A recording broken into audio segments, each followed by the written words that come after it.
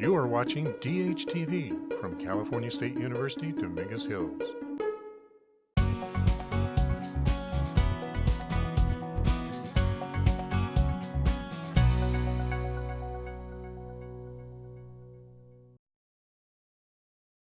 Please welcome to the stage from the LADC, Elsa Flores, Vice President of Strategic Relations. That's me. Good morning, everyone. My name is Elsa Flores. I am the Vice President of Strategic Relations for the LAEDC. Welcome to the Future Forum Series event on esports. Please join our online conversation by using hashtag LAEDC Future Forum at LAEDC and Facebook /LAEDC. Also, you've noticed we do not have a program, but we have very impressive speakers with very impressive bios. So please log on to the online program. You will see the URL either up on the screen right now, but also we were very crafty. The backside of your name tag also has the URL for you. So when I introduce speakers, I won't go into their bios, so please make sure that you log on.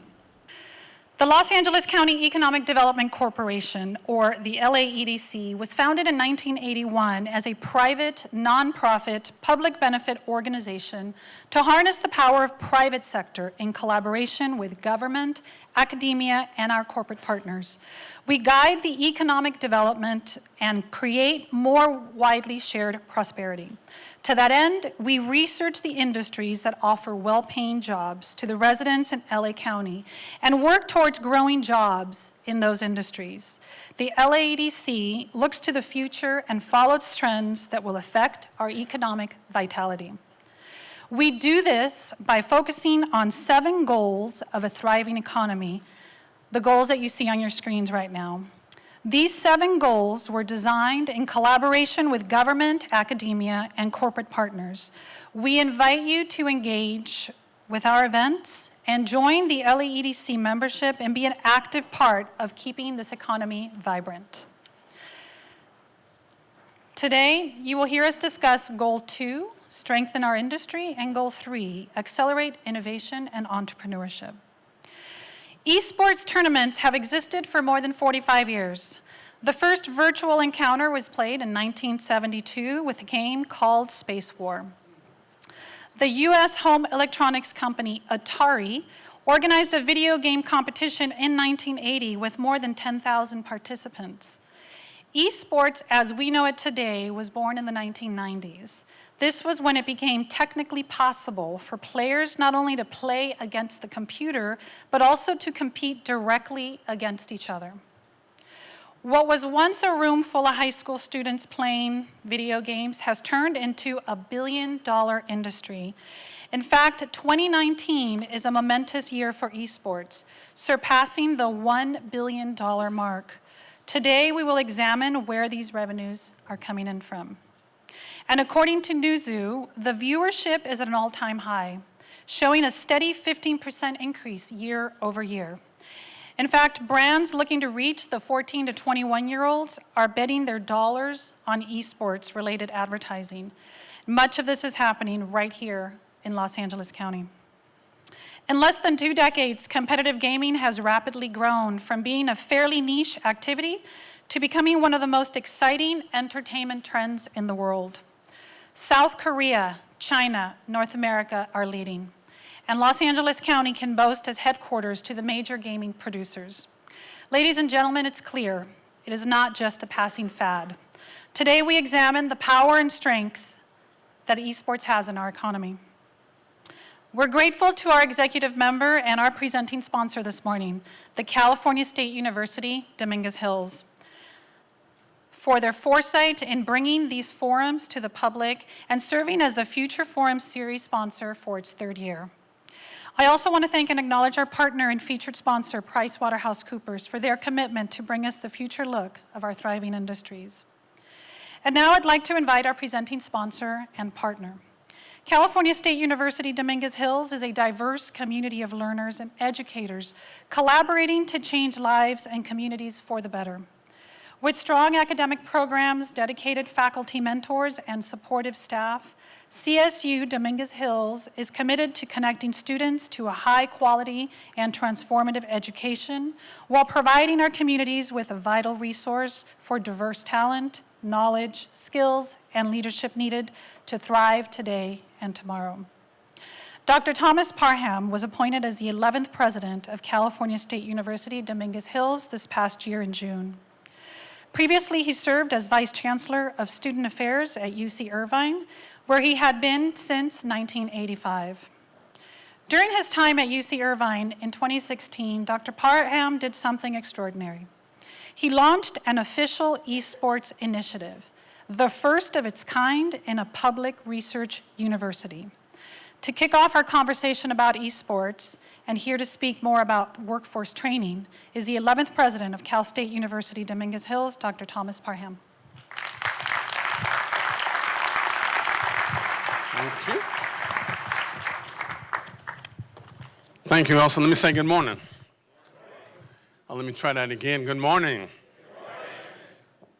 First of all, let us also say thank you to Riot Games, and let's show them some love for really hosting us in this magnificent facility.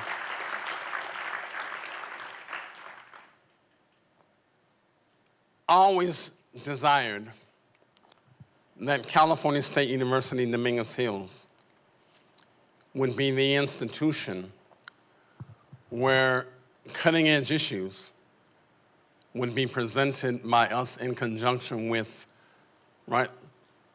local entities, and they become the topics of critical discourse and analysis. This esports issue in the digital age is so fascinating to me, and I'll tell you why in a moment. So I'm delighted to be here. So we're honored to continue to serve as the host of what we consider to be critically important forum that examine the evolution of the region and the economy. But I remind you that future forum are not simply here to come and passively listen and engage and participate. The goal here is to force you to think differently than you did before you walked through those doors. The goal is to challenge you to examine whatever biases and assumptions you might have had about the topic we're talking about. If we're good at what we do, we want to disrupt you from those comfortable categories of intellectual, emotional, and behavioral apathy, that maybe had you not engaging in the topic of the day. And in this one, I had to have myself and my own person disrupted by this phenomenon we call esports. At our university, which is the largest comprehensive higher education institution in the South Bay, we serve approximately 16,000 students. And we feel it's critical to stay abreast of evolving economy in the region and to ensure that our academic offerings complement the needs of the private sector. And I'm particularly excited about the topic today because there's so much potential in the gaming industry, not only for meaningful professions and careers for our students, but there are also clear synergies for how gaming can be used as a tool for learning, entertainment, and competition. Now, I also mentioned that before becoming president, I spent the last 33 years at the University of California, Irvine, where in 2016 we had the opportunity to launch something in some cases that was a little unprecedented. So not only did we become the first Research One university to be able to launch esports, but we challenged the existing paradigm that esports was only about competition. So we weren't the first institution in the country to do it. We were the first Research One institution to do it and put a model.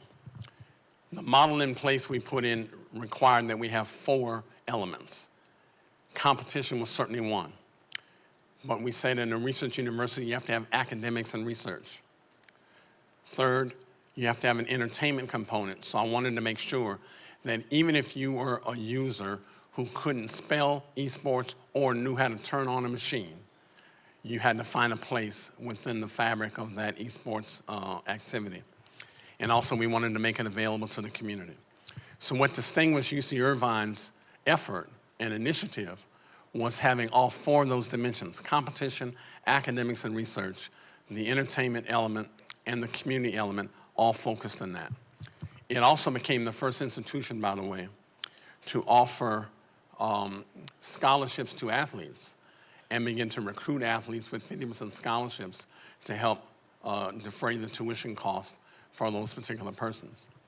And this was a fascinating piece. But I also want to say that there have been some challenges with that as well. So if we met with the Academic Senate and as Irvine met with different players around, we found that as good as esports was, there were challenges. The biggest challenge, I think, is around diversity and inclusive excellence.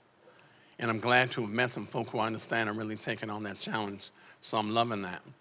It's not simply about trying to diversify it across race, but particularly across gender, because the gender lines require not only that we have more women involved in it, but also that we examine and interrogate very intentionally the images that are put up on esports and whether or not those represent the kind of images we want our young girls and women to be involved in moving forward. Also, before I close, I want to acknowledge, if he's here, Mr. Gerald Solomon. Has Gerald arrived yet? I don't see him yet. Okay. Gerald is the director of the Samueli Foundation. And I want to acknowledge Gerald not only for the tremendous support that he is giving to the gaming industry that is there, but also to his insight for how you can use gaming as what I call a transferable asset. So when you think about transferable assets, how do we learn what gaming does that then translates into an asset for your educational endeavors that then translates into an asset for your careers going forward? And so we want to acknowledge that, and we think that's important. Also, we want to discuss our initial efforts at Dominguez Hills. We are, in fact, exploring this. And so we are looking, for example, to look at among our students, where are our student champions? We're looking to find where our staff and faculty champions who are there, which all educational institutions will need to do. We'll need a model to anchor the program in, which I think we have. We'll need a space committed to build an arena, certainly not quite this big, but certainly something comparable, and an independent funding stream that everybody will have to look at. So let me close by indicating that I look forward to hearing more from our panelists today about the evolution of the industry, and I'm so proud to be joining with the LAEDC in co-sponsoring this event. This is where we ought to be making sure that we are interrogating the topics that represent our future. Good morning.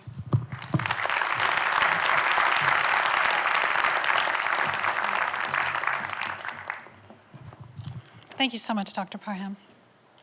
And now I have the pleasure to invite our keynote speaker. Riot Games is a producer of League of Legends, the single most played video game in the world, with over 100 million playing per month. Please welcome Naz Alitaha, Head of Esports Partnership with Riot Games.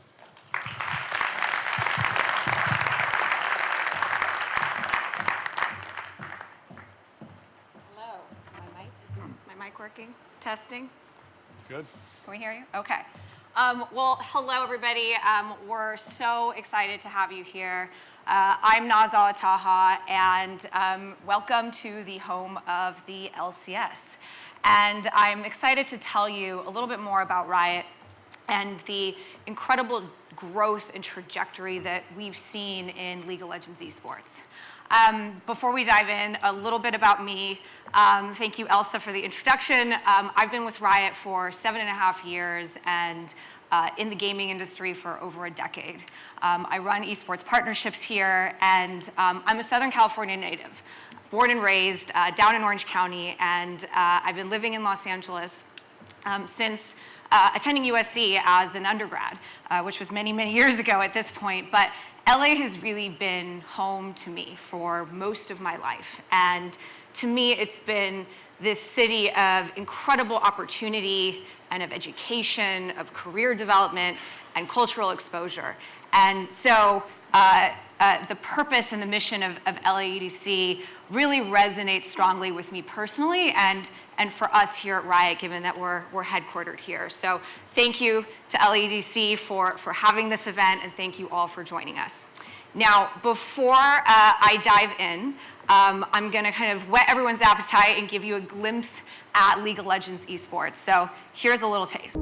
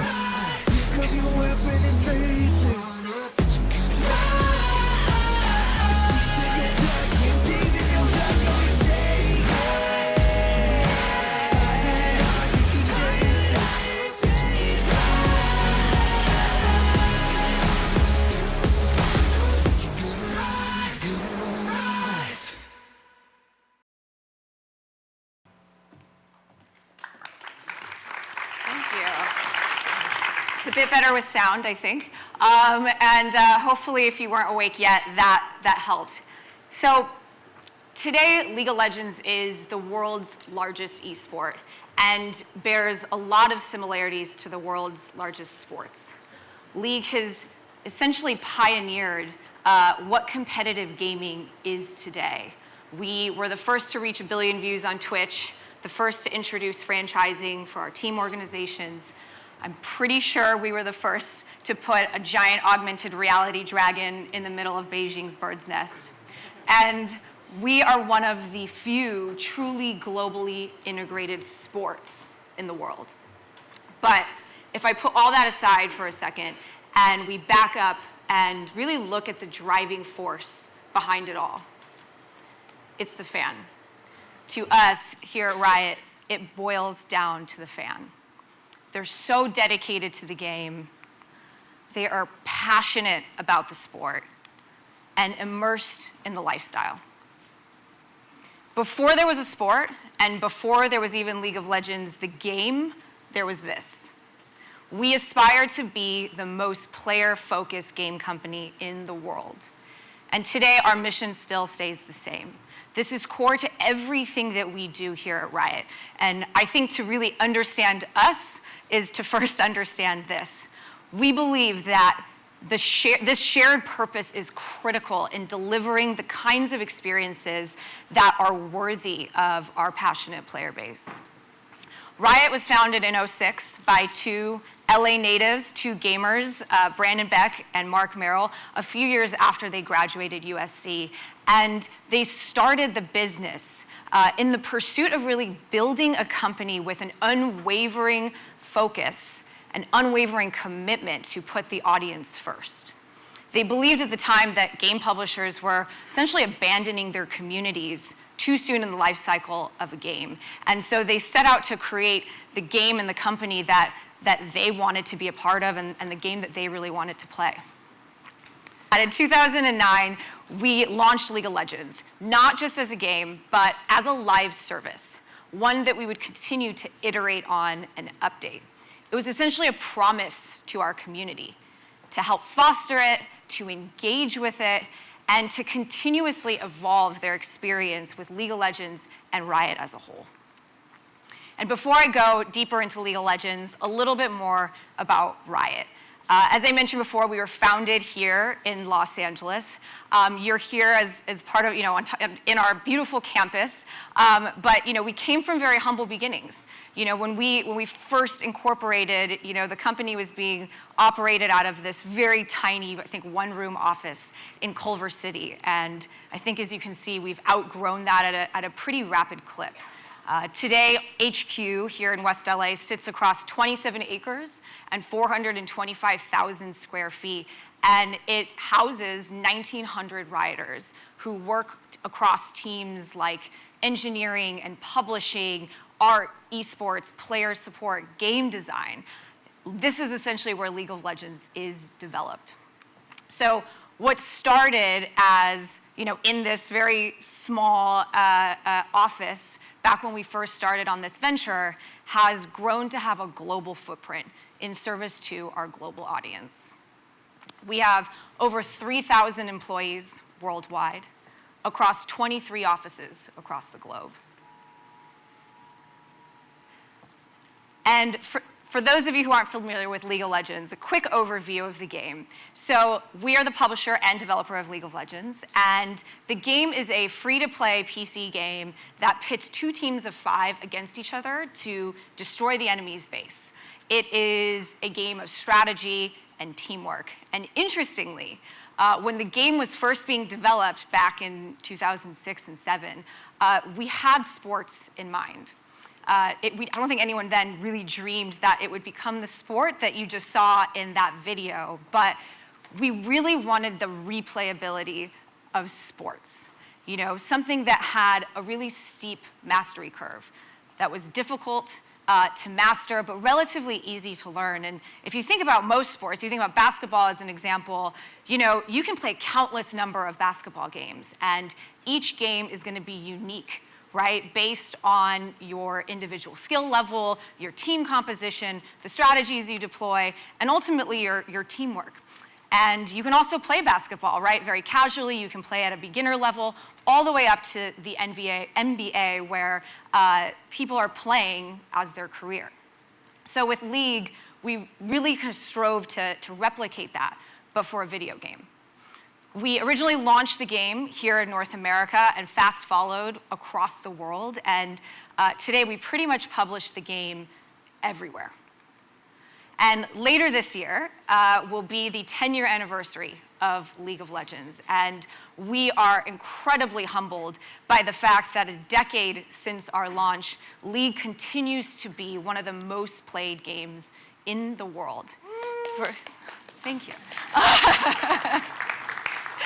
To kind of contextualize that, 200 million people have played or are currently playing our game. And by comparison, that is the equivalent to the population of the 5th largest country in the world. So massive, massive engagement. And for many of those players, League has transcended beyond just being a game. It's now really a lifestyle. For our players, for us, League is their preferred form of entertainment. It's how and where they spend time with their friends. It's what they read, it's art, it's storytelling, it's music. And for many people, it is sports. So, to understand the incredible growth that the esports industry has seen, I think it's helpful to understand how we got here. We started League of Legends Esports in 2011, and at the time, the concept of competitive gaming had been around for decades, as Elsa pointed out, but it was typically run by third-party organizers. Publishers like us weren't super involved in the structure and the tournaments and just the esports scene. And what you saw at the time were really these one-off disparate tournaments that were oftentimes tacked on to the end of a gaming convention or a trade show. There was no consistency of format, of schedule, or tournament structure, and the concept of an actual sports season, a governing body, or even competing and being able to compete at the professional level as a viable career was nowhere near reality. Being a pro could only really be a hobby at the time.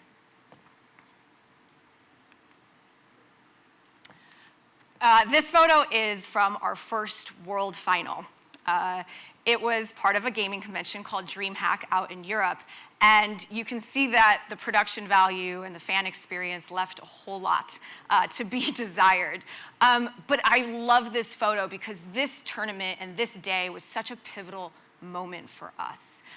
We decided to live stream this tournament, again, with very little focus or expertise in broadcast quality and event production.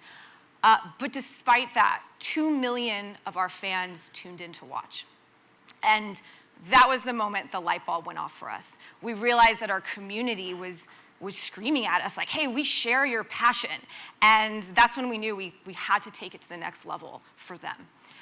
We dreamed at that point of really building an ecosystem where gamers could play League of Legends for a living, where pros played to die-hard fans week in and week out, and of a sport that spanned generations, like the traditional sports leagues of today do. It was a very ambitious goal, especially back then, and a bullish vision, but it was one that we believed in wholeheartedly, and one that we knew was worthy of our community. So we set out to do it, to build a global sport. And the first step, which was something that not many publishers were doing at the time, was to bring in the full vertical of the sports operations, the broadcasting, live event production, and commercialization in-house. And our priority was really building out the infrastructure and the systems that were needed to support a premier global sport. We established a governing body here in Los Angeles, and we proceeded to launch 13 leagues across 5 continents that you see there. These 13 leagues feature more than 100 teams, and each of them have their own unique brand and identities, very similar to what you see in traditional sports. And our professional sports scene has over 1,000 pro players competing in it as their career, with many making very lucrative salaries in the 6 to 7 figure range every single year. So I'm sure many of us are rethinking our career choices right now. And for example, when we franchised our North America League, NBA teams like the Houston Rockets and the Golden State Warriors purchased teams. Rick Fox, formerly of the Lakers, has a team. Yes. Michael Jordan has invested in a team. Many of these team organizations who just a few years ago were valued in the low single-digit range are now seeing 9-figure valuations. So you can see how this industry is exploding. And partnering with these professional sports organizations has really helped to just raise the overall level, overall quality, I should say, of our operations. You know, these teams, they bring with them a history of expertise and know-how of supporting athletes, and that has helped level up the standard, really, for investing in League of Legends pro players. You see that they're now investing in training facilities. You see an image of the Alienware training facility. You'll hear from Mike about that later today. They are investing in sports psychiatrists and nutrition and physical health, all of which increase the longevity of pro careers and therefore support the health of the overall sport. The professionalization of the sport has also spawned a whole new industry and an economy, with new jobs being created across a multitude of functions at the league level, at the team level, at the sponsor level, and the list goes on. And new businesses and startups are also starting up in support of the ecosystem and the audience. We've built state-of-the-art arenas all across the globe, like the one that we're in today. What you see pictured here is our latest arena opening. This is Lal Park, which is the home of the LCK, our Korean league out in Seoul. And this arena that we're all in today is the home of the LCS, our North America League, and one of the biggest and most popular leagues in our ecosystem. All 10 of the professional North America leagues compete from this arena every week to a sold-out house every Saturday and Sunday. And if you're here on the weekends, you know, you'll find this building just buzzing with fans and pro teams, press, teams, managers, coaches, owners, and the like. It's awesome. I encourage you all to come out. And when we brought those sports operations in-house, we were also really committed to putting significant effort towards leveling up our broadcast quality. You know, that was really key. We wanted to make the broadcast as accessible as possible and as high quality as possible for our fans. And so we leveled up the production value, we trained up on-air talent, and we ensured, from a distribution standpoint, that people from anywhere in the world could tune in to watch. Today, we deliver our broadcast across 30 platforms globally, and we produce it in 18 different languages, again, in service of a very diverse and global audience. We have the widest reach and scale in the industry today. We've also organized a global calendar to take the sport from those one-off tournaments to one that our fans could really easily follow week in and week out. All 13 of our regional leagues follow this calendar for their regular season play and their playoffs. And as you can see, our sport is year-round. You know, we have a couple weeks in November and a very short off-season, and that's something that sets us apart from most traditional sports. And to give you a sense of how robust this calendar is, in 2018 alone, we threw 40 tournaments across 30 cities and in over 20 countries. So there is always something that our fans can tune into. And in addition to that regular season play, we established 3 global tournaments that all of those 13 leagues qualify into each season. These three global tournaments that you see up here, our Mid-Season Invitational, our World Championship, and our All-Star event, these are the most anticipated moments and events of the League of Legends season. And I'm going to come back to our World Championships in just a second. So, as I mentioned at the start, in those first few years, we really focused our effort on building the full vertical of the sport, starting here at HQ, and then building out and expanding that capability internationally. And we did that all with an eye towards what we believe the future of competitive gaming could be. So, you remember this image from earlier in the presentation. This was our World Final in 2011. 3 years after this, after we had laid the groundwork, we went from this kind of room in a convention center with 30 to 40 people to this. Wow. So this was our 2014 World Final in Seoul's World Cup Arena in South Korea, and that's 40,000 passionate fans watching. The World Championship has become the event of the League of Legends esports season. It is our Super Bowl, it is our World Cup, and it brings together the best teams from all 13 of those regions to compete for the Summoners Cup. And in service to our very global fan base, we change the location of our World Championship each year. Again, very similar to the World Cup and the Olympics. And you can see the evolution of the World Final here over time, starting in 2011. We kind of came out from that conference room at the convention center to selling out arenas like the Staples Center, which we've actually hosted our World Finals in twice now. The Bird's Nest in Beijing, which is an Olympic stadium where 40,000 people were there live and another 58 million people watched online. And this past year, we shattered records when 99.6 million people tuned in to the World Final, where we hosted it in South Korea. And in November of this past year, in the spirit of continuously evolving the sport and rotating the locations around, we announced where our next upcoming World Championships will be. So you'll see that coming up, Europe, China, and North America will be playing host. Now, these almost 100 million fans, the 99.6 million fans who tuned into last year's final, they were of course tuning in to watch the best of the best League of Legends players compete at the highest levels and for the highest stakes. But they're also tuning in to the spectacle of Worlds, this incredible cross-section of sports and entertainment, all brought together and showcased on a World Final stage to tens of millions of fans who share their passion across the world. It is the can't-miss moment of the season, very similar to the Super Bowl and the NFL.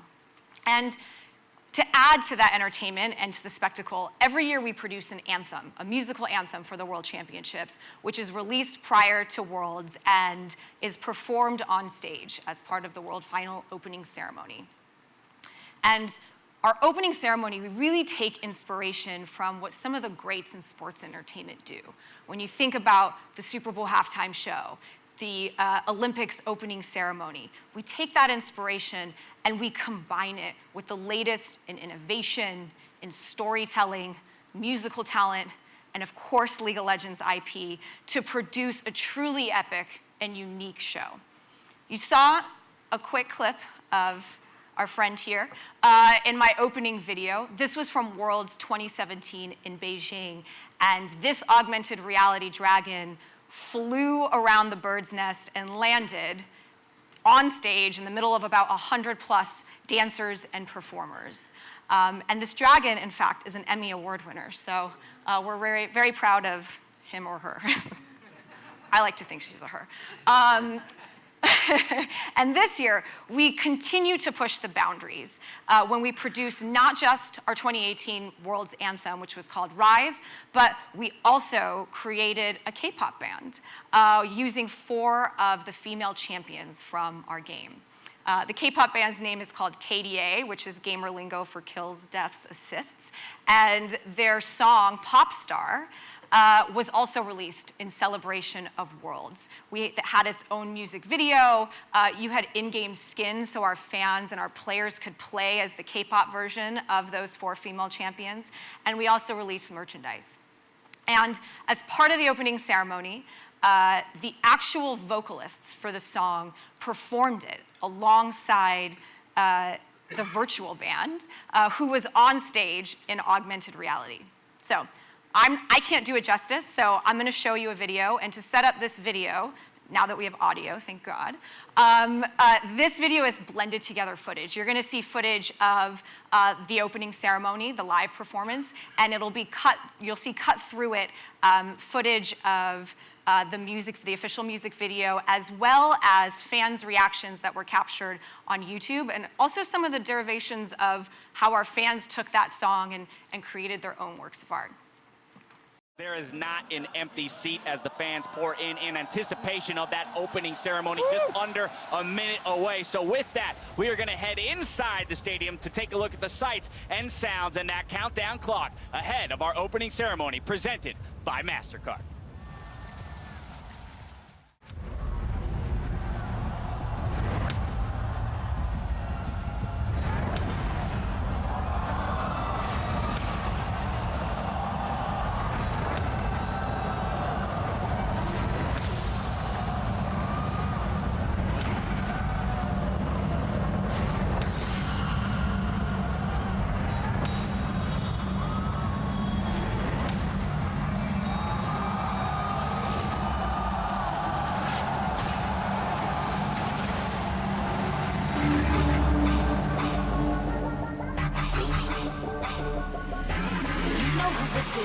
Come and run again. We want a dose of this right now. It's KDA. I'm a goddess with a blaze. 소리처럼 내 이름 잊지 못하게 loud, loud, loud, loud. I could take you to the top. 절대 멈추지 못해. 내가 끝내주는 bad girl, girl, girl. And when I start to talk like that, oh, you know how to react. I'm a picture perfect face with the wild in my veins. You can hear it in my growl, growl, growl, growl. So keep your eyes on me now. 무엇을 보든 좋아할 거야. 다 할 수 없는 배vo. 나와 되길 원한 늘 확신해. We got it all. And I love that character right now. Am I becoming a furry? Can you feel the rush now? Ain't nobody bringing us down, down, down, down, down, down. They could try, but we gonna wear the crown. You could go another round, round, round, round, round, round, round. Wish you luck, but Hey, this shit is hot, bro. till we get it, we go hard. We so in it, we pop stars. I'm not sure who's gonna happen. I'm gonna go. You ready for this? Let's go. See, 언제든지 내 모습 내 Get out. She's balls. 평평 네가 뭘 알아? 견딜 수 없어 원해도 원하는 게 얼굴에 보여. I'm troubling you running it. I'm so cold. Now that's Oh my god, this is like so much swag, right? Wow. I'm on fire with the blade. You're about to hear my name. Ring it in your head like whoa. So keep your eyes on me now. 무엇을 보든 좋아할 거야. We so tough. Let's get it, show you out. Can you feel the rush now? Ain't nobody bringing us down, down, down, down, down, down. They could try, but we gonna wear the crown. You could go another round, round, round, round, round, round, round. Wish you luck, but you're not bringing us down.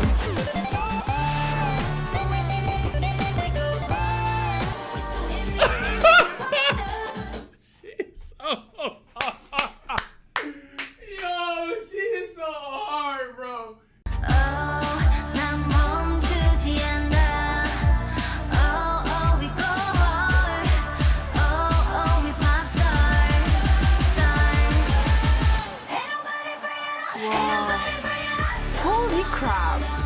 And this is for a game. You could go another round, round, round, round, round, round, round. Wish you luck, but you're not bringing us down. That one stole my heart. Yeah, her. The one with the hat. Pop stars.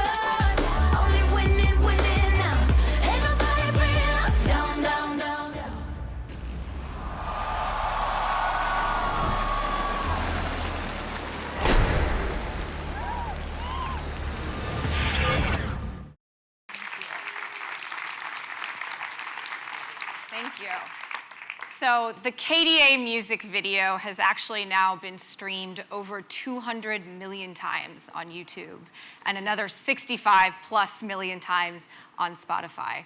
That song, Popstar, topped music charts all over the world. And what KDA has essentially showed us is the power of gaming and the gaming lifestyle. When you combine games with sports and entertainment, and you're able to put it on a platform that's as big as the world final stage, it transcends beyond just being a game and just being a sport. It is now part of pop culture. And beyond our own productions, we're actually starting to see esports and gaming influence pop culture and entertainment more broadly. Just this past year, Netflix released a 6-episode series called 7 Days Out, brought to you by the creators of Chef's Table. And each of these episodes followed the week leading into a major cultural event. There was an episode following Chanel's fashion show in Paris Fashion Week, NASA's Cassini mission, the Kentucky Derby, and the North America League of Legends regional finals. We see Nike putting the best Chinese League of Legends player alongside LeBron James as part of his dribble and carry campaign in China, a huge testament to the popularity of esports. And that arena might look a little familiar to you. Just a couple weeks back, The Simpsons aired an episode about Bart becoming a pro gamer. Yeah, awesome. Their fictional game, Conflict of Enemies, is actually based off of League of Legends, and Riot consulted on the episode, and we even lent them some of our vocal talent.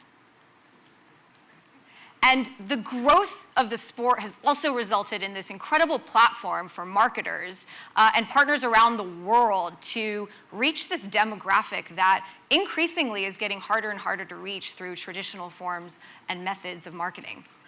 That early emphasis that we put on laying the foundation and building the infrastructure and growing our audience globally has created a really robust ecosystem for sponsors looking to engage esports fans at the local, national, and global levels. And we've seen some incredible partners and brands make really meaningful commitments to League of Legends esports. Brands with long history of supporting traditional sports and athletes. Brands like State Farm, MasterCard, Dell and Alienware, and most recently, we saw Nike come in to our Chinese market. And that's just to show a few. Other partners like Kia, Gillette, Red Bull, Coca-Cola, Mercedes-Benz have joined us across our ecosystem as well. Esports has grown to a scale that's difficult to ignore if you're a marketer. And we're incredibly encouraged and excited by the meaningful commitment and investment that we're seeing such respected and recognized brands make in our space. So the future is incredibly bright for our sport. You know, in less than 10 years, League of Legends went from being this hobby to being one of the biggest sports in the world and a cultural phenomenon. And as we think about the future, you know, this generation of fans, this is generation number one. And like in most sports, fandom is passed down from generation to generation. Imagine when we can tap into the next generation of League of Legends esports fans. They are going to be the future that helps to shape our esport, the audience following it, and the economy surrounding it for decades to come. And that really excites us. In fact, at Riot, we see a future where everybody plays games and where gaming and games are really fully appreciated as a meaningful life pursuit.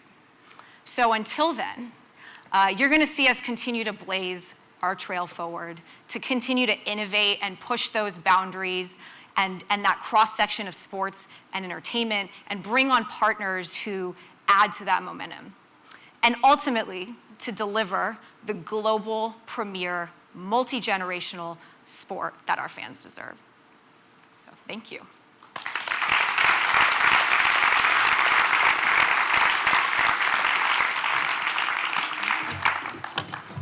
Thank you, Naz. Just a quick question. So when you started in esports 8 years ago, were your friends and family nervous that you just entered into something that... I think my friends and family only understood what I do for a living, maybe like as of 2 years ago. Good, well, thank you. To kick off and continue our moderated portion of the morning, I'd like you to meet the self-described gamer herself, owning several Nintendos at one time for multiplayer parties at her house. Please welcome and join me in welcoming attorney with Nixon Peabody, Irene Scholl Tatasvasian.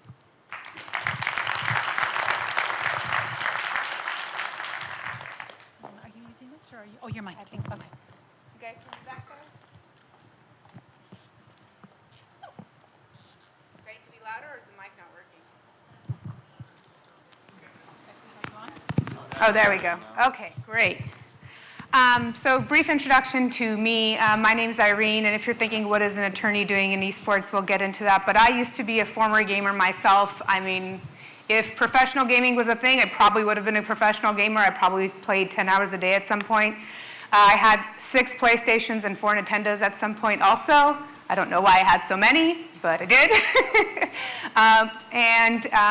My mom said I could continue playing gaming if I got straight A's, so I guess I was a good student too. And so here I am as an attorney in esports. So Nixon Peabody really got involved in esports as one of the first AM 100 law firms to focus on the industry.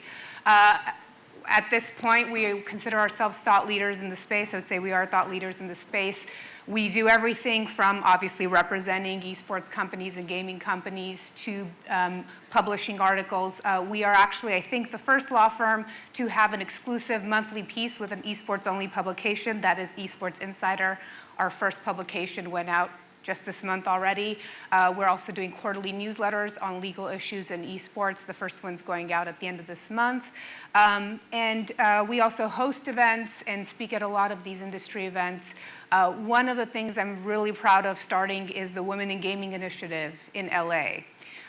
We've had our first 2 events. We're actually about to have our 3rd one this summer with Team Liquid, hopefully, is in the works. And so that's focused on promoting diversity and women in gaming. So if you are a woman in gaming and you want to join, come talk to me or Christine, who's sitting right there. She helps us organize those events. And so we're really big on diversity and growing a diverse gaming audience as well. But that's enough about me. I want to bring up the rest of our panelists to begin our panel, and I'll have them introduce themselves to you as well.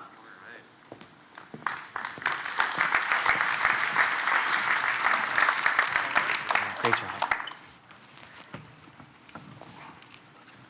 Are we all mic'd? Hello? Are you? Oh, hey. Hello. All right. Works. All right, let's start with you, David. Why don't you introduce yourself? David today? Freitag. I'm with CBRE's Tech and Media Practice Group. So essentially, we wrap our arms around all things real estate for tech companies, media companies, specifically gaming companies too. And personally, my background, I had kind of an odd path into real estate. My background's in mechanical engineering, which is where what I studied at UCLA. But I was always a gamer, so I game tested for Activision, game tested for Bungie, and still maybe about once a week play PUBG. So that's kind of my foray into the space. We're gonna get legal education. Yeah, please. I need to get an Alienware computer too. There you so go, Mike, yeah. Wow. We might know some people. Yeah. Oh, you can skip me. Yeah. How about you? Hey everyone, my name is Rishi Chadha. I'm the Global Head of Gaming Content Partnerships at Twitter. Been in the gaming and esports space for over 10 years, working in the consumer product side, but also working at companies like Machinima, Major League Gaming, Activision Blizzard, and now at Twitter. I work with all of our partners from Team Liquid all the way to Riot Games, working with them on content distribution, monetization, and also just general strategy on building their audiences on the platform.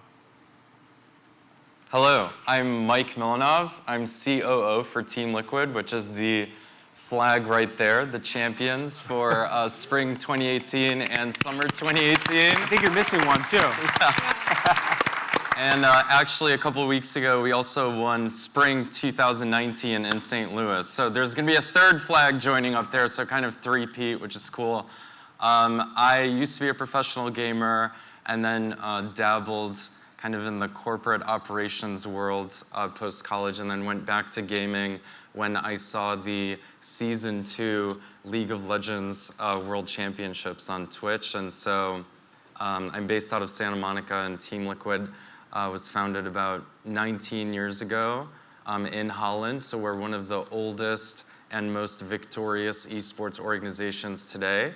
And yeah, so we are 15 different games, all competing under the name Team Liquid, 15 different sports. Our biggest one is League of Legends, of course, and about 72 players and 130 staff globally.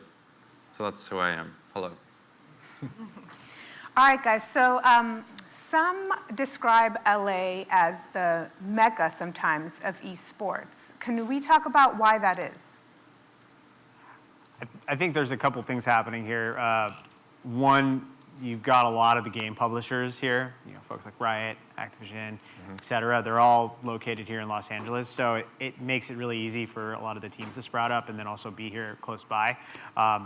We're also seeing a heavy investment from the publishers in the space into the local markets, right? It's got a fantastic campus and a wonderful studio. There's another studio. There's a couple studios actually up in Burbank for third-party producers as well as first-party producers. And so it's just the access that's there and it's available right now that's providing that infrastructure. And I think just generally people like LA. The weather's nice here too. My answer would be because of Riot. Naz obviously can't give this answer, but in 2011, when we were first starting out, competing regularly as all of these leagues were kind of growing up, right? League of Legends was the first to, or Riot Games actually used to be in a different arena, not here, but they were the first to actually make things a regular season, a regular competition schedule, right? You had to go out and play every Saturday and Sunday for a 3-month season, then you had a break and then do it again for 3 months. And so we as a team didn't really, it wasn't responsible for us to operate out of New York because we're not tied to a city, right? We're not the New York Liquids, we're not the Los Angeles Liquids, right? We're global, we have a global fan base. All of the sports are global with a global fan base. And so even though we're in the North American League, it made most sense to us because of Riot Games, because of League of Legends, because it was the biggest game, to relocate to LA. And I think because all organizations decided that at the same time, in 2011 and 2012, it kind of became the mecca of esports naturally, just like Shanghai did, just like Berlin did, right? So that's my answer. Well, I think from a talent perspective too, it's important because we've got such a strong university base. We've got 350,000 students within greater Los Angeles, Orange County area that are actively enrolled, so we've got the talent. But I think for me, what's been most eye-opening is what's happened just even in the past year, just in the content space. I mean, you look around this room, you see the lights, the cameras, and it's crazy. You look at this video, I was stunned at the production quality of that. It was like, so eye-opening for me because content has always been LA, but it's happening now in a more impactful way with everything that's happening with Netflix, everything that's happening with Hulu, and Apple launching all these platforms, and HBO.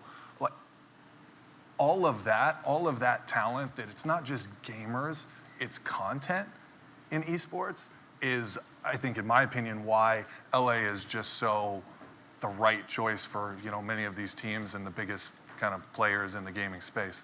Yeah, it's funny, kind of jumping off of that. Back in 2010, 2011, there was a little company, Machinima. They were really the first multi-channel network on YouTube for gaming content. So you only really you had to be with their network in order to monetize their content, and that was based in West Hollywood. It really was the bedrock for gaming content in general being a very digital-first medium, if you will. So they weren't using linear television. They weren't thinking about it that way. It was much more about how can we do things natively on digital. So I think that also really helped contribute to just the esports content you were talking about as well. Right. Yeah, and if the video didn't display it already, I mean, esports is here. It's not burgeoning, it's not emerging, it's here, and it's only going to continue to grow. So to that, let's talk about the ecosystems in esports, particularly in LA in terms of creating partnerships and aligning with other companies. What are you seeing, and also, what are you seeing right now, and where do you see it growing into? Sure. I mean, I think we as a company, esports and otherwise, you know, all the functions that we operate out of HQ here, I mean, we've found LA to really be an ideal place to be headquartered. I think to your point about talent, both from the university level, but also when you look at the caliber of the working force really here, you know, across the entertainment industry, technology, you have Silicon Beach, where you have this incredible talent pool, and frankly, to your point about the weather, it's an amazing recruiting tool to get talent over here. And you know, we've found it to be, you know, our campus is a great kind of showcase of who we are and our values, and I think that always helps with partnerships so that people kind of get an understanding of what we're about and the scope and the scale.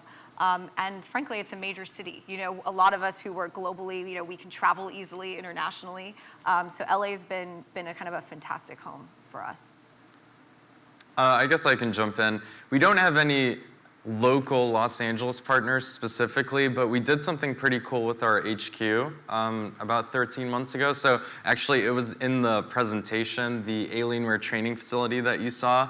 Not only did we do the first Western esports professional training facility, but we also put our traditional sports hat on, and we said, look, there's no stadium naming rights deals in the space, right? Because we're not Team Liquid, we don't have a stadium, we don't sell tickets, we're not tied to a city, right? So we were like, well, what if we went to our partner in Dell and Alienware, which, you know, we've been partnered for 6 or 7 years, and what if we did the first kind of naming rights deal for our training facility or our version of our stadium?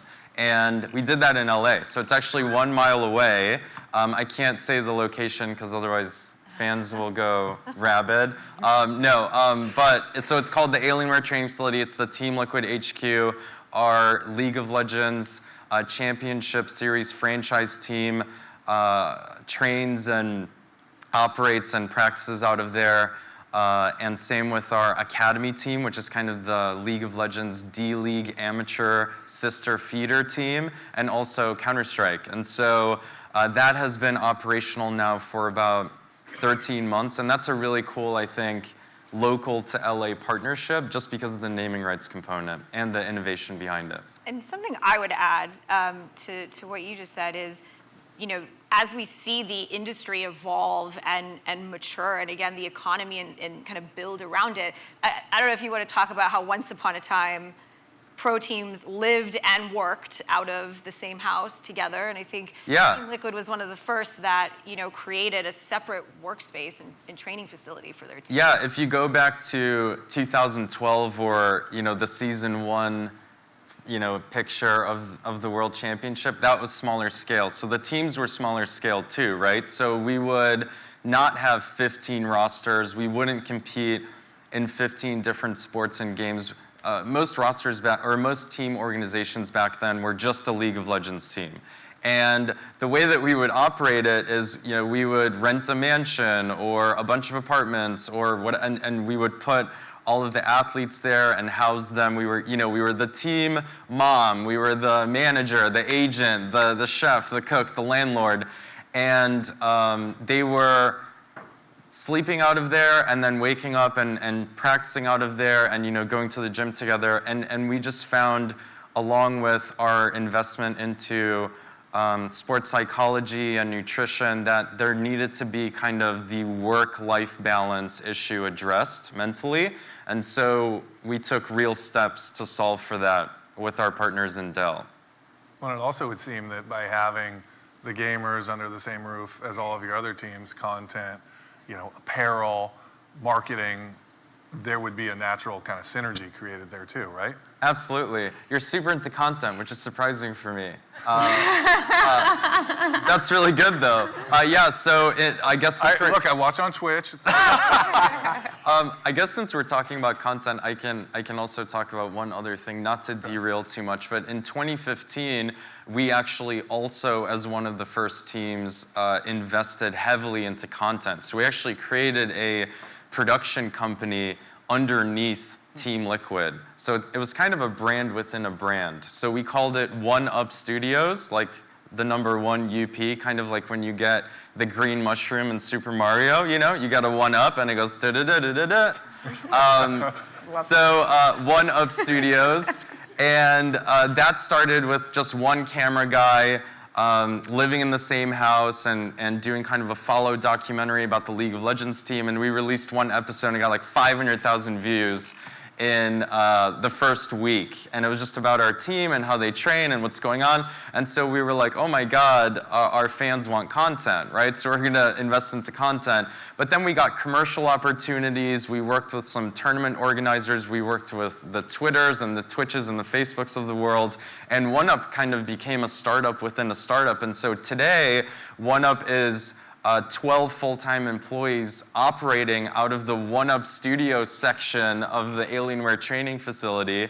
And it has, 100 contractor Rolodex so it can expand. And we do stuff for Samsung and Intel and Pepsi. And we also do 1,600 minutes per year of really high-quality original content about Team Liquid. So content is key. So yeah, it's really cool. It's easy to have the players training out of there and then, hey, during your break or after your scrim, go do a testimonial interview, Keeping Up with the Kardashians style in our green room, That's definitely really awesome. Yeah, and if you have a chance, you need to YouTube or look at the Alienware facility because it's Please phenomenal. do. It's state-of-the-art, phenomenal studios. Thanks.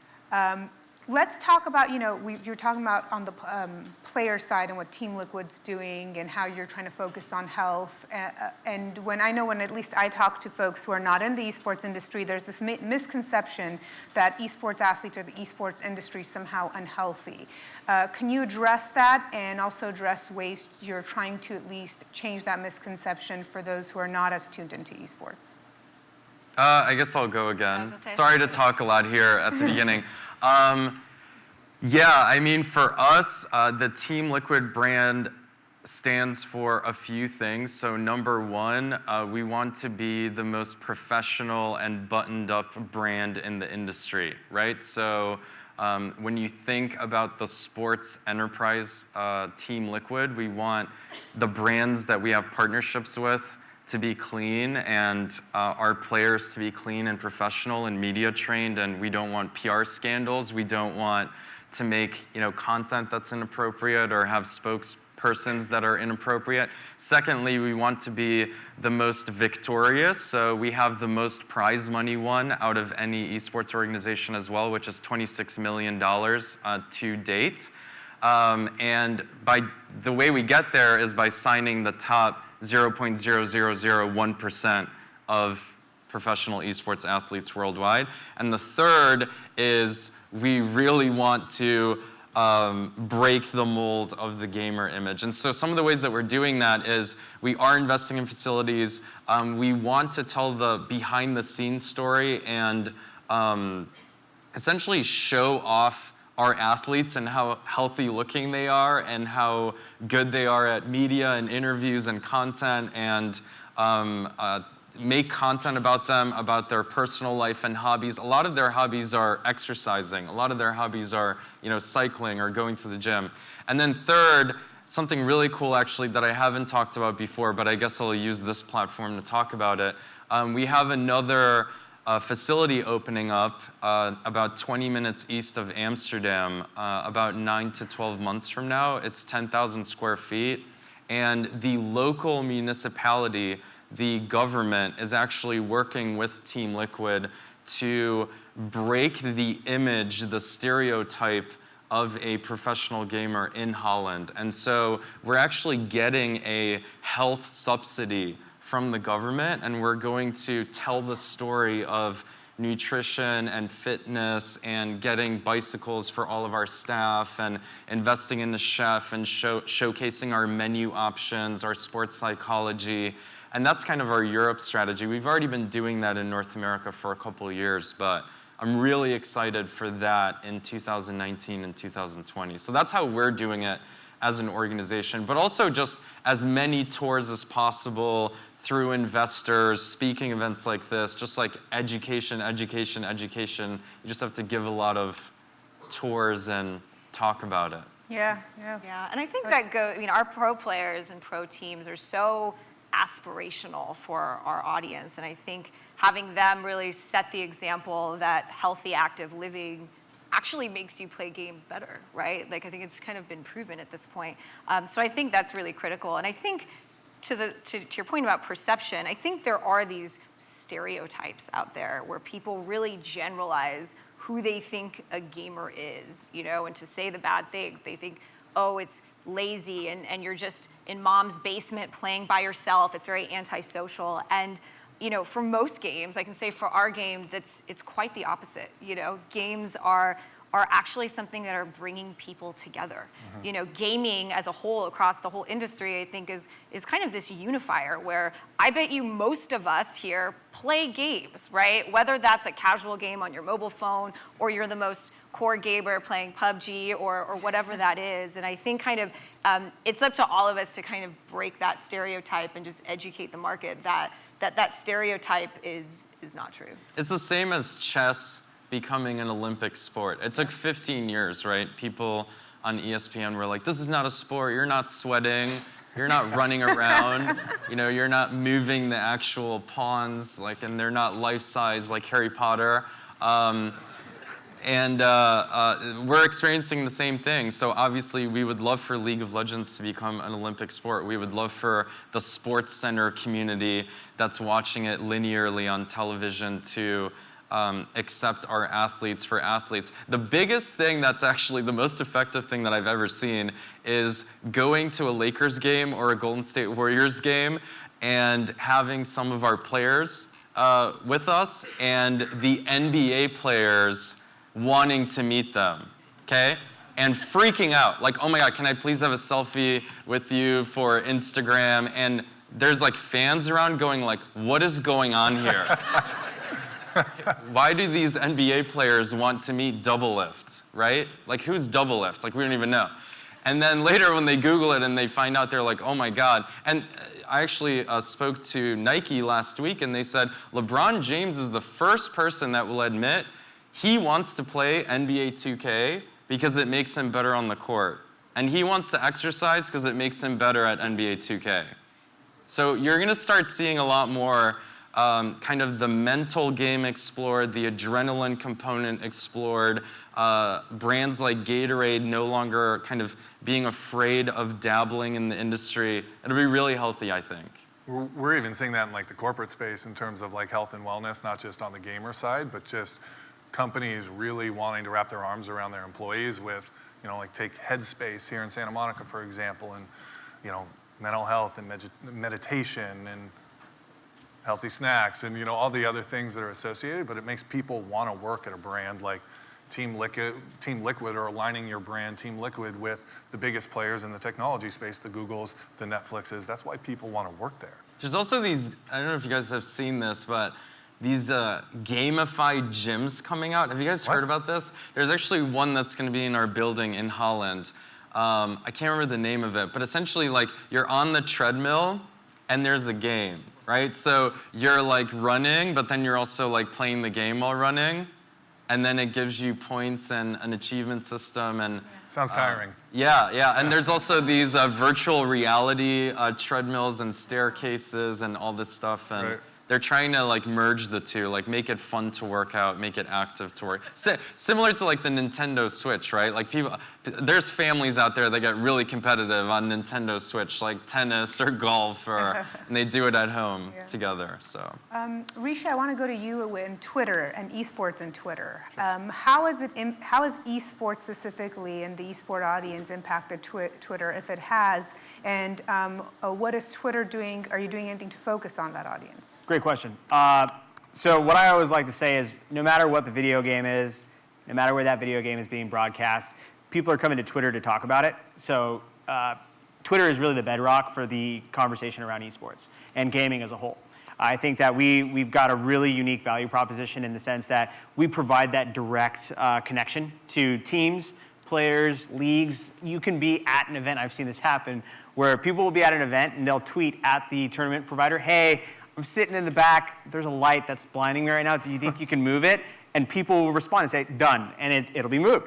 So it's that real-time feedback and that ability to have a meaningful and engaged conversation that's so powerful with Twitter, and we're going to continue to foster that. For us, it's about how do we take a lot of the things that we've done in traditional sports, taking a couple pages from the NBA Twitter audience, if you will, and apply that to the esports audience. One of the things I didn't personally expect to be a really big deal, but it actually was when we launched hashtag emojis for teams. So when Liquid got theirs, and they've been using it nonstop, it's been one of the biggest things for driving conversation. And we did the same thing with a lot of the other franchise teams in the league for Riot.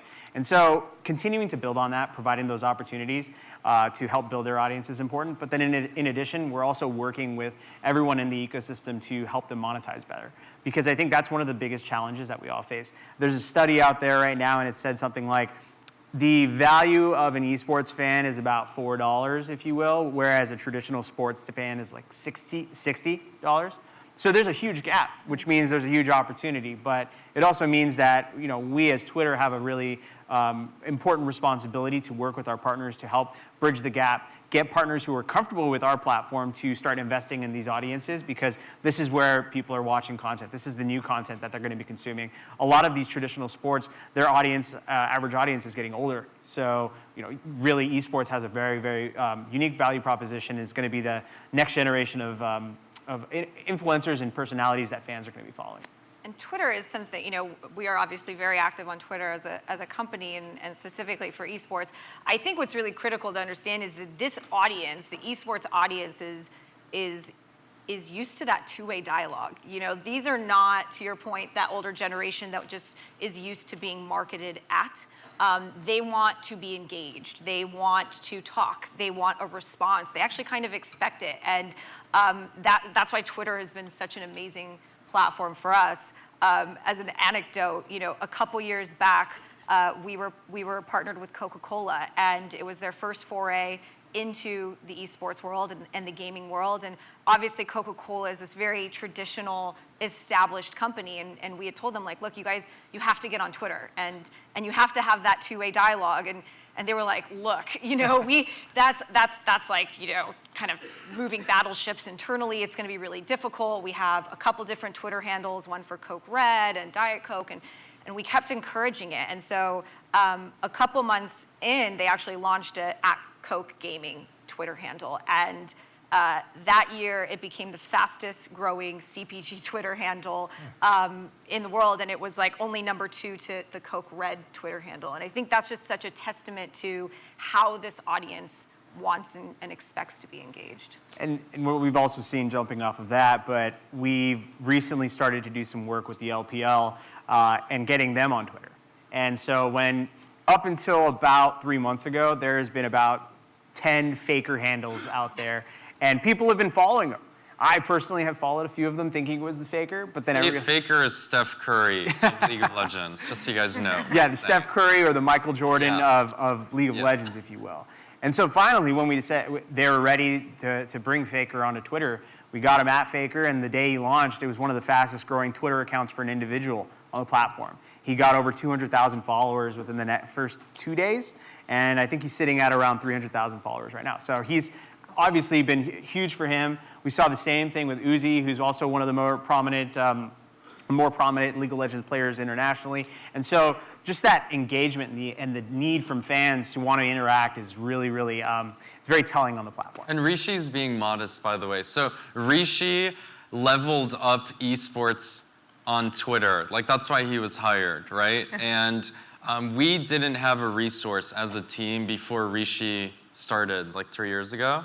Yeah, two or 3 years ago.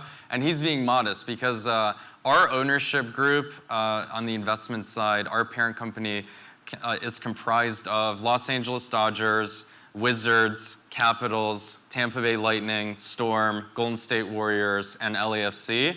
And we saw those sports franchises reach out to our social media team for advice on what we were doing on Twitter, right? And the only way we could give educated answers and best practices is because we actually have a resource with Rishi and his team at Twitter. So it's also the other way around, right? Like you mentioned, taking best practices from sports teams. We're getting asked by the Golden State Warriors, like, how did you execute this campaign for Alienware? The engagement was insane. So Rishi's being modest. Thanks, man. You're too kind. And also, I want to take a selfie for Twitter. There you go. On stage here, and then post about it later. Are you guys All right, ready? all right. All right. 3, 2, 1. Thank you. Awesome. Love it. Good Twitter moment. Yeah. Great moment. Great moment. Yeah. Be sure to tweet with the hashtag about it. David, this next one's for you. We're talking about all these esports companies coming to LA. There's many already in LA, like Riot, ESL, Team Liquid, Super League Gaming. How are you looking at from a real estate standpoint, and how are you seeing this potentially change the real estate market? I got to go back to Mike. I think what his company has done is an amazing case study for how these teams and these franchises are rethinking the way they're wrapping their arms around the players. We're getting a lot of calls from companies that are held up in a house in Hollywood Hills or a house in Mar Vista where they have their team located there. And then, of course, they want to kind of better amenitize and create a tool for attracting these, the 0.0001% of players that you would be looking for. How are you going to do that? You need the space that's going to sell your business because, of course, those gamers are trying to make a living too.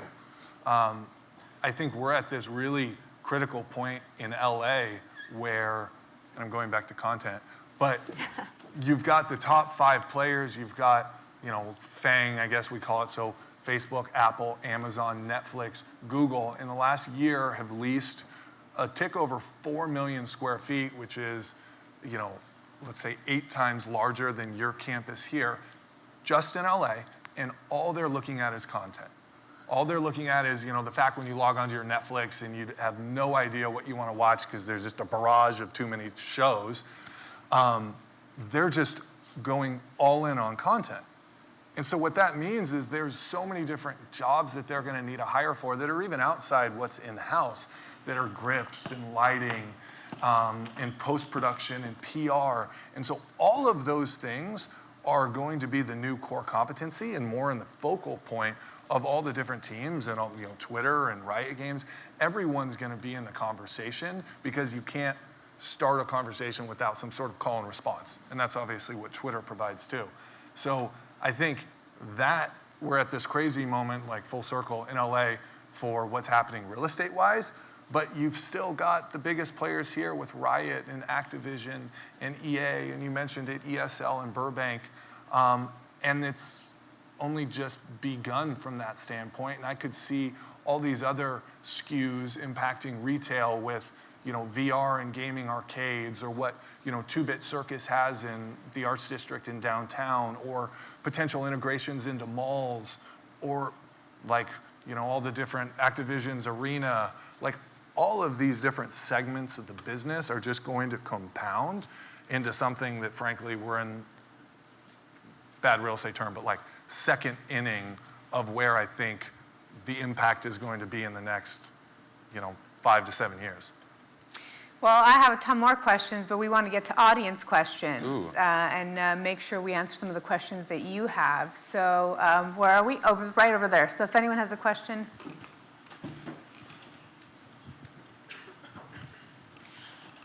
Hi, I teach social media at Cal State Dominguez, so I'm interested in hearing more about your social media teams. You talked about them briefly. How big are your teams? How much interaction do they have? What's the process of them coming together with your teams and with Riot? Should I go first? Bring it up. Okay, so we currently have a social media staff of 16 people. And I'll kind of name the platforms really quickly that we post on. So Twitter is obviously a really big one for us. Instagram's a big one. Facebook's a big one.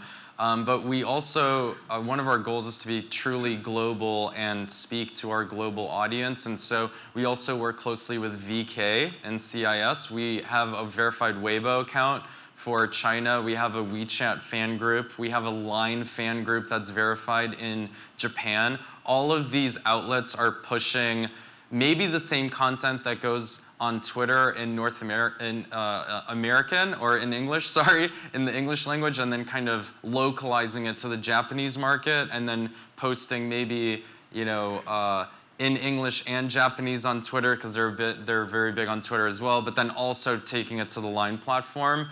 We also have a big Portuguese fan base in Brazil, so we use Twitter to communicate with them.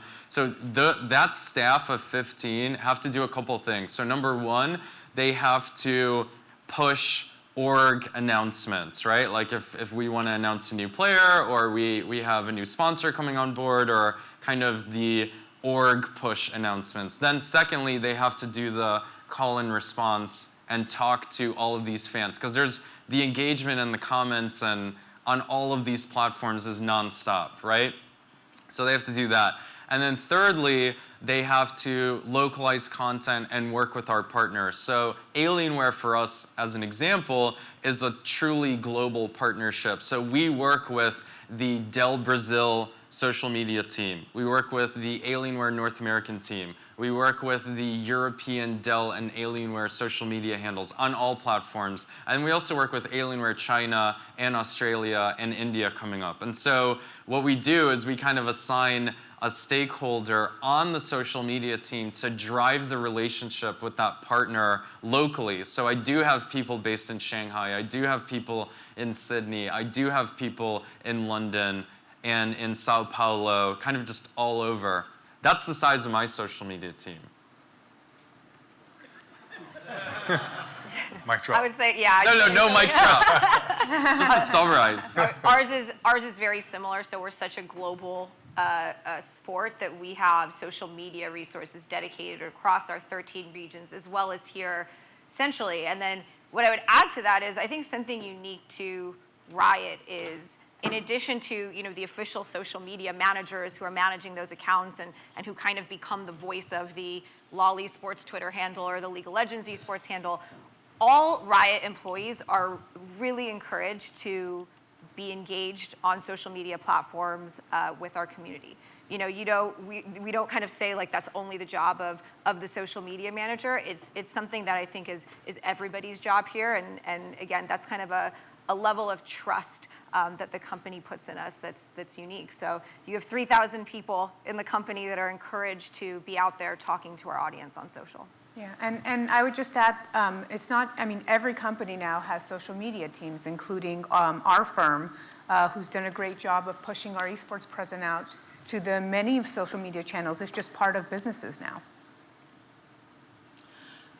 Question, how hard have you already lobbied the 2028 Olympic team to have esports in Los Angeles, and what do you think the chances are? Should I go first here again?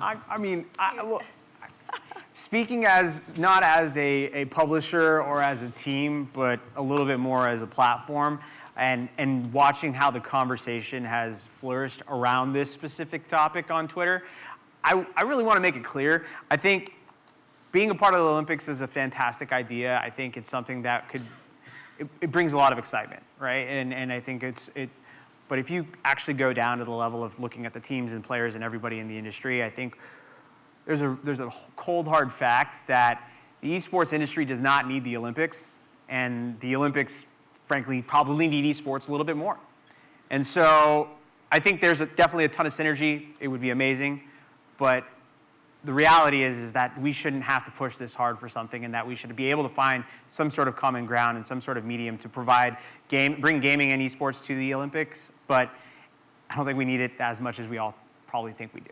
The way I will answer is I just got back from Beijing, actually, and I did a speaking event very similar to this one. And it was with the Olympics Council of Asia in Beijing, because that's kind of the government capital, right? And the chairman came out, spoke about esports. They want to support it. They've seen the LPL movement on the partnership side, on the university side, on the career side. They've spent over $40 million in real estate subsidies last year alone to drive the economy around stadiums. They're not on inning 2 at all. They're on like 3.5, I think.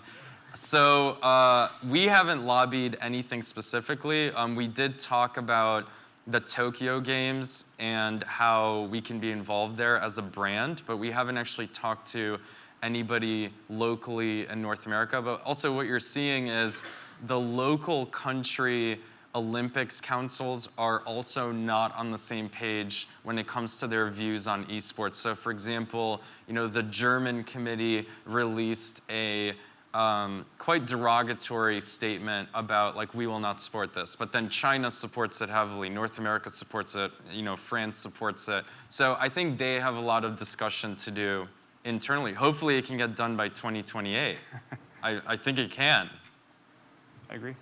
Imagine a dragon in the opening ceremony for the. I'd love to see that. That'd be awesome. Me too. Hi, I'm Jennifer from Hacker House, and a million things pop in my head, but the biggest thing that comes to mind is how do you mitigate against cyber attacks? Have you found a solution? And if not, can we talk later? That is a great question. I'm not a technologist, but I guess what I will say is, we have a pretty robust security team here at Riot. I think we're probably DDoS multiple times a day with hack attempts, but we have an incredible team who's here around the clock kind of monitoring it and preventing that. But if there's more questions, I'd love to set you up with somebody here who can speak more intelligently to that question. Health and safety is a very big and important priority for the Twitter platform. We're constantly talking about how it's a big focus for us. We just put out our Q1 earning results yesterday, and a big topic on that was health and safety. So admittedly, I would recommend checking that out. It's a good place to start and just kind of read about the steps we're taking and the things we're trying to focus on. But yeah, it's very important to us, and it's something we continue to work on. And when it comes to the safety of our partners, especially those on stage with me, we definitely take a lot of working with them always to make sure that they're following best practices on health and safety and protecting their accounts as well. If anyone needs data privacy lawyers, we got you covered. Will Damon, Zone Esports. What are you guys doing for the grassroots stuff in League of Legends, for instance, for smaller orgs, teams to get involved in the competitive scene that aren't necessarily able to franchise? Is there anything happening with that?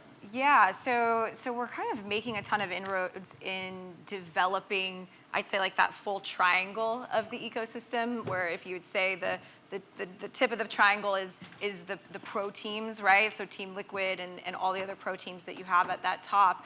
And as of a couple of years back, we aspired to kind of fill what would come below that, and realistically, it had just been like a dot right at the top, and a line being like everyone else who could just play League of Legends as an amateur, like how I can play and how we can all play.